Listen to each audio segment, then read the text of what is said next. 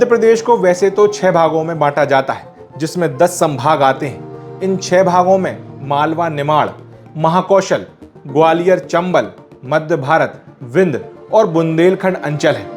वहीं बात अगर बुंदेलखंड अंचल की करें तो सागर संभाग में 6 जिले आते हैं, जिसमें सागर, दमोह, टीकमगढ़, छतरपुर, पन्ना और निवाड़ी शामिल है। वहीं बुंदेलखंड अंचल का महत्व हमेशा से रहा है, फिर चाहे राजा महाराजाओं का दौर हो या आज़ादी खिलाफ क्रांति हो या आज़ादी की लड़ाई हो या फिर आज़ादी के बाद राजनीतिक महत्व हो, इस मिट्टी ने समय समय पर जननायकों को पैदा किया है। जी हाँ, नमस्कार, मैं हूं शिवा पुरोहित और लेकर आया हूं अपनी खास सीरीज जननायक।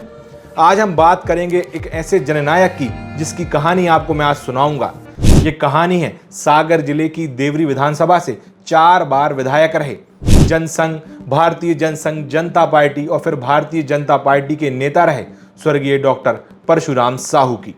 एक पढ़ा लिखा नौजवान जो रायपुर से अपनी डॉक्टरी की पढ़ाई कर अपने गांव वापस आया था। लोगों में उसके काफी चर्चे थे। उनके गांव का कोई नौजवान अब डॉक्टर बन गया है। ये नौजवान था डॉक्टर परशुराम साहू।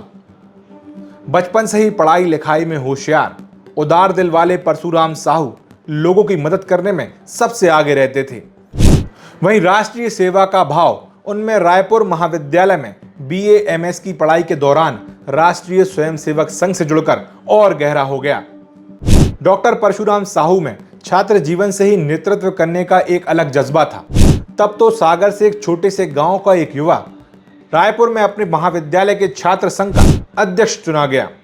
डिग्री पूरी होते ही वापस अपने गांव देवरी आए तो इलाके के लोग उन्हें काफी पसंद करने लगे। कहते हैं डॉक्टरी पेशा समाज सेवी का पेशा है और जब समाज सेवी ही डॉक्टर बन जाए तो सोने पर सुहागा की कहावत को चरितार्थ कर देता है। डॉक्टरी की प्रैक्टिस करते करते इलाके के लोगों से जुड़ाव हुआ और धीरे धीरे एक दूसरे के सुख दुख में उनका आना जाना शुरू हो गया और देखते ही देखते परशुराम साहू जनता में लोकप्रिय हो गए। इसी बीच प्रदेश और खास करके सागर जिले की राजनीति में काफी उथल पुथल चल रही थी। जहां साल 1956 में मध्य प्रदेश का गठन हुआ, रेहली विधानसभा का हिस्सा रही देवरी अब खुद एक विधानसभा बन गई थी।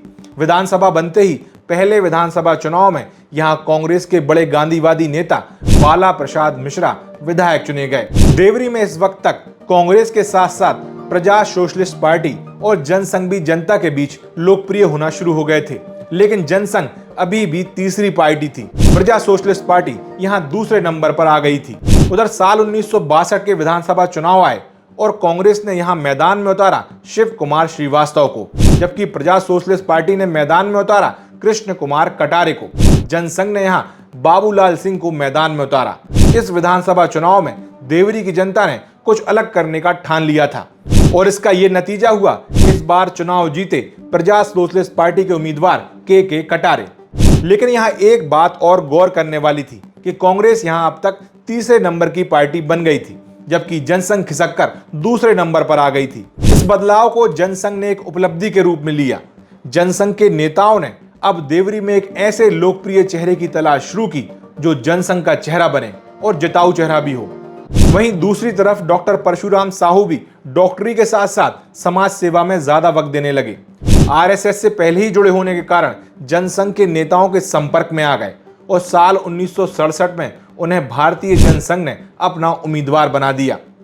उनका मुकाबला हुआ सिटिंग विधायक कृष्ण कुमार कटारे के साथ ही कांग्रेस ने द्वारका प्रसाद कटारे को मैदान में उतारा। साल 1967 में हुए त्रिकोणीय मुकाबले में डॉक्टर परशुराम साहू जनसंघ की उम्मीद पर खरे उतरे और जनसंघ चुनाव जीत गए। इस चुनाव में कुल 33,505 वोट पड़े, जहां भारतीय जनसंघ के डॉक्टर परशुराम साहू को मिले 12,347 वोट।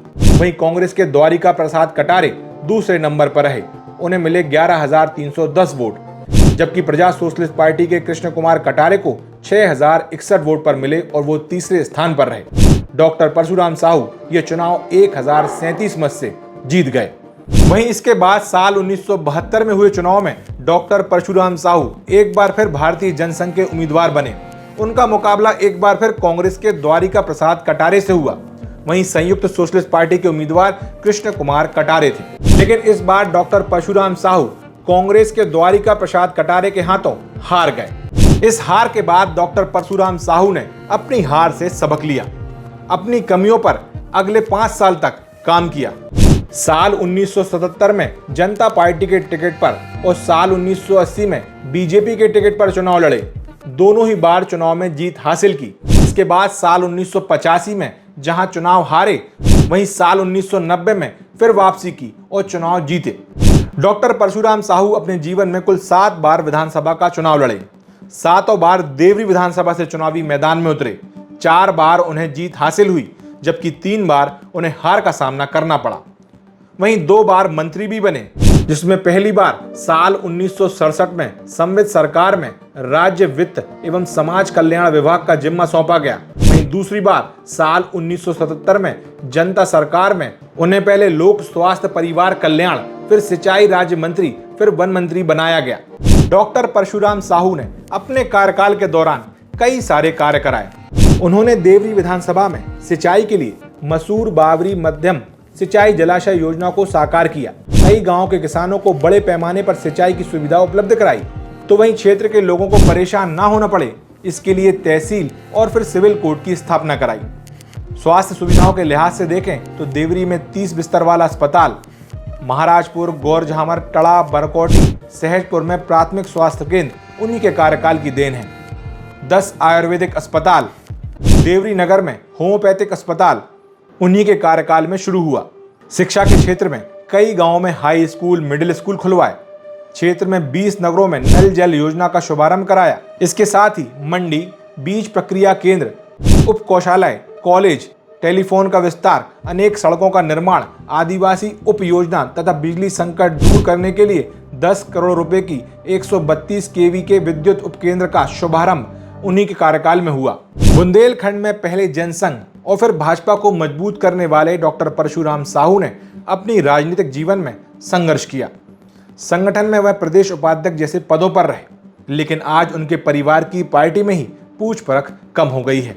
उनके बेटे हेमंत साहू अपने पिता की विरासत को संभाले हुए आगे बढ़ा रहे हैं। वो लगातार क्षेत्र में जनसंपर्क भी करते देखे जाते हैं। उन्हें अपने पिता के नाम का जन समर्थन भी मिल रहा है। हेमंत साहू देवरी विधानसभा से बीजेपी के टिकट की दावेदारी कर रहे हैं। लंबे समय से वो पार्टी में अहम जिम्मेदारियों को भी बखूबी निभा रहे हैं। आज जहां चुनाव में टिकट जातिगत समीकरण और धन बाहुबल देखकर दिया जाता है, उस वक्त डॉक्टर परशुराम साहू देवरी विधानसभा में ये सभी गणित फेल करने वाले नेताओं में थे।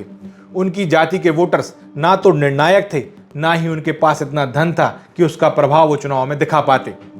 एक जमीनी नेता जो हमेशा देवरी की जनता के लिए अपना सब कुछ निछावर करने वाला था, डॉक्टर परशुराम साहू को हमेशा हम यूं ही याद करते रहेंगे।